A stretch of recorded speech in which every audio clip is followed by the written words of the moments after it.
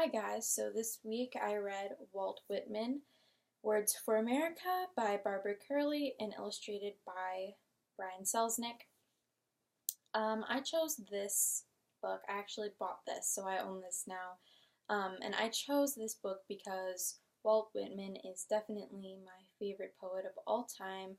I love his poetry, and I think he has such an interesting voice and tackles interesting subject matter. But on top of that, I just think he was such a unique and good person. And I was interested to see how this team would take on his I guess life story and how they would put that in a book that is suitable for all ages, really. And so I guess we'll just get into it.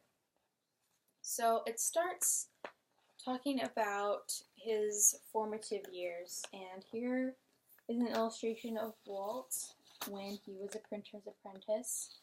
And the book starts by talking about how much he loved language and words and writing for himself. And here he is reading Arabian Nights, and he, this one talks about how he started his own newspaper called The Long Islander when he was only 19, and his little brother George, who was 8 at the time, was his assistant. And this spread is about how much Walt loved people and nature. So he loved going to Manhattan and just talking to everybody. Just ordinary people were probably, no, definitely one of Walt's biggest inspirations. And kind of the polar opposite of that, he also loved solitude and nature. And here he is on the beach, and it talks about how he fell in love with poetry, and he realized that that was kind of his thing. So he started writing his own, and he had a unique style that, I mean, for sure, it wasn't carefully rhymed. It was more free-ranging. And here he is reading his work to slaves, and this spread talks about how he would share his work with anyone, all over the country. And so Walt publishes Leaves of Grass, his first collection of poetry, and some people loved it. They thought it was refreshing and different, whereas other people didn't love his style. They thought his subject matter was crude in some instances, but he kept going because he was really determined to be the voice of America. So here's Walt and George many years later, and tensions are rising in America between the North and the South, and basically the Civil War is looming at this point, and he's really worried. And Lincoln gets elected, and while he did like Lincoln, he was also weary because he knew that this pretty much meant the Civil War is coming. So, sure enough, it begins in 1861, and he's too old at this point. He's in his 40s, and he's too old to fight, but his little brother George does, and he fights for the Union. And Walt is super involved. He really cares about the soldiers, and he goes to visit someone he knows in the hospital in Manhattan, and he is constantly checking to see, he's scouring these lists of names and injuries to see if his brother George has been hurt. And finally, one day he does see George's name, but there's no injury listed, so he goes to find him to make sure he's okay, and he is. It's just a superficial wound on his cheek, but Walt decides he's going to stay with his brother until he's healed. So he lives with the soldiers for a while, and he really loves it. And he has a good time learning their lingo and hearing their stories, and this really helps him pick up the voice of a soldier so he can write as one in his poetry. And once his brother is healed, he goes to Washington, and he visits soldiers in the hospitals, and he is so appalled at what they're going through because, you know, he sees soldiers with gunshot wounds, typhoid, amputations, and he really develops personal relationships with these men. And he basically becomes a volunteer nurse. And here are some of the soldiers. And if you can see here, this is one of my favorite things in the book. Walt had such intimate and personal relationships with these guys that he wrote down lists with their names and little things that they wanted. So this guy wanted an apple, another wanted 2 oranges, another one wanted rice pudding made in a specific way, and he would either find the means to provide these things or he would get donations. And not only was he there for moral support, but he was also there because he was actually helping. He was redressing wounds, he was spoon feeding some of the ones that were in worse shape, and he's understandably pretty haunted by some of the things he sees. So in the mornings when he walks to work, he passes the White House and he sees Lincoln, and they never really have any real conversation or get to know each other personally, but Walt develops personal affection, I guess, for Lincoln, and they have a mutual respect. And he really respects him and loves him. And this illustration is super beautiful. So Walt cares so much about these soldiers that he is caring for, and he stays with some of them as they're dying because he grows so attached.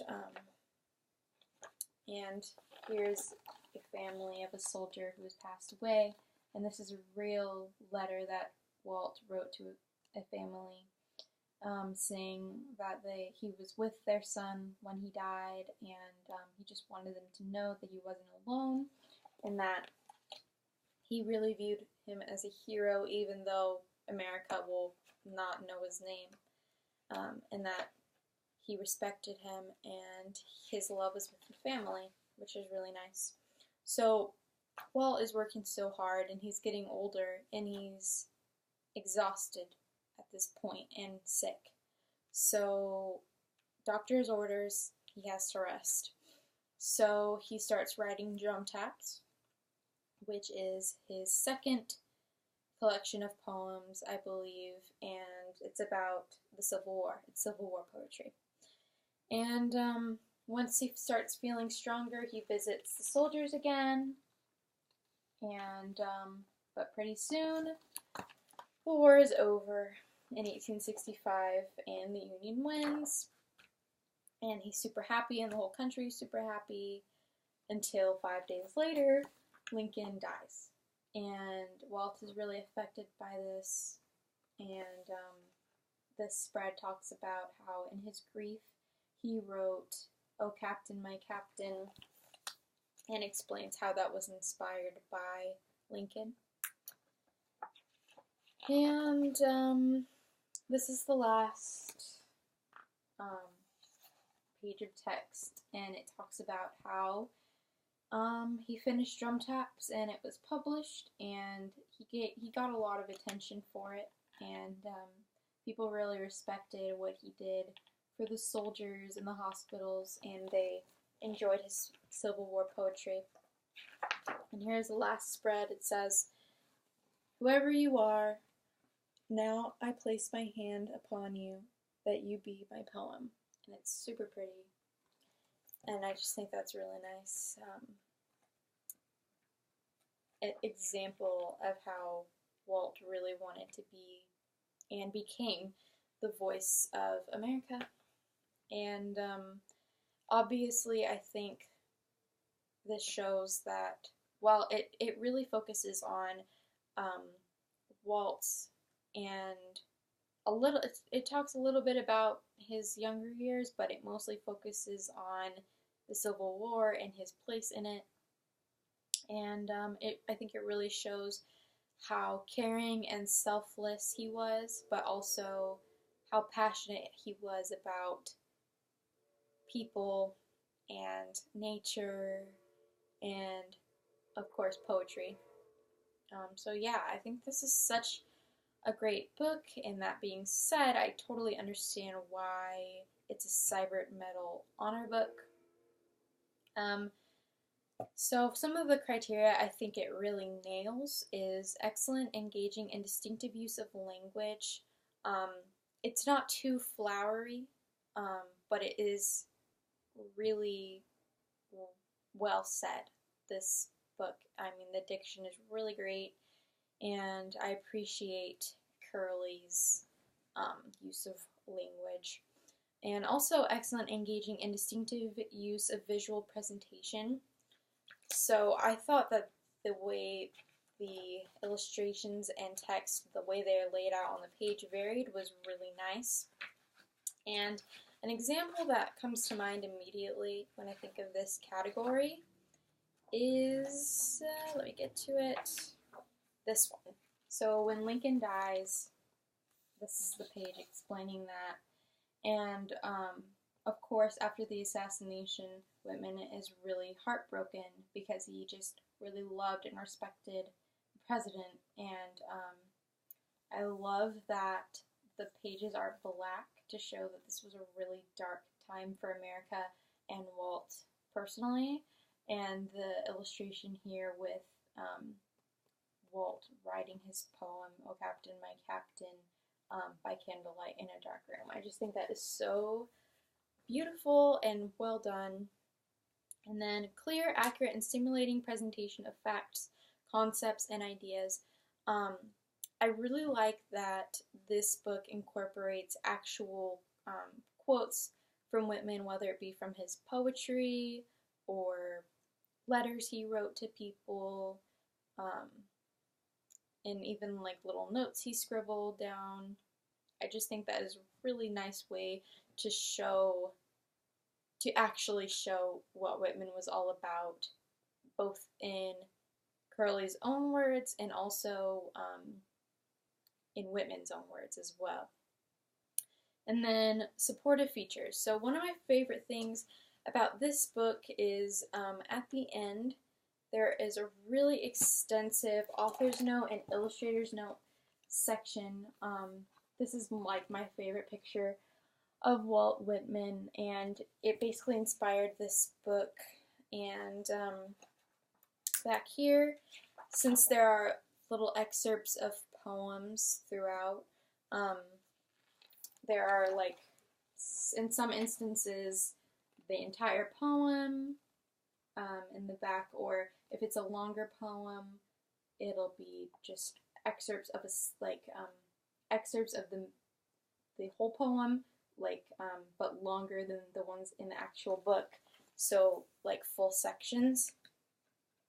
I just think that is a really nice way to get the reader interested in Whitman's poetry throughout the book with the little excerpts, and then here, if they're still curious about it, they can read the actual thing in the back, and I just think that's really nice.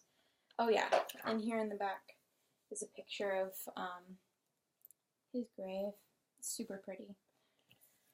Okay, so now on to picture books that we've read throughout this semester, and how they can be used to talk about or teach about things not related to writing or reading.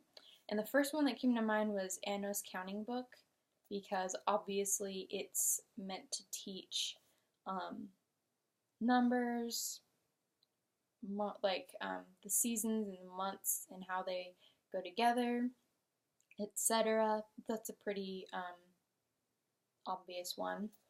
And also, The Whispering Town. I think that's a really good example because it can teach the reader about World War II and the Nazi regime and the Danish resistance without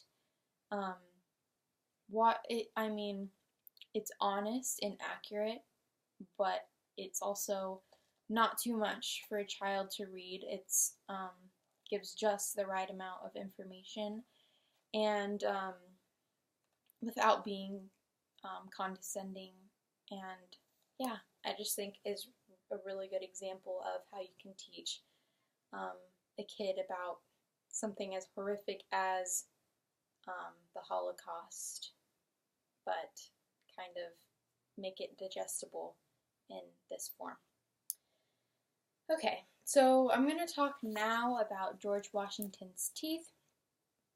So I think that this would be a good supplement to a textbook or a piece of, I guess, educational writing, because a child can read in their school books that George Washington lost all of his teeth and he had ivory ones. Like, it's easy to read and forget. But if you add, and I think it's still important though to have that actual factual textbook form there, because you have to have, the specific facts. But I think George Washington's teeth would be a really good supplement because it is humorous and it has that rhyme to it that will stick in a kid's head. And I think that it'll be more memorable reading the whole story of how he lost all of his teeth and how he taught his dentist to make false ones. So yeah, I think it would be a great supplement. And I think that's all I have to say this week. Thanks for watching.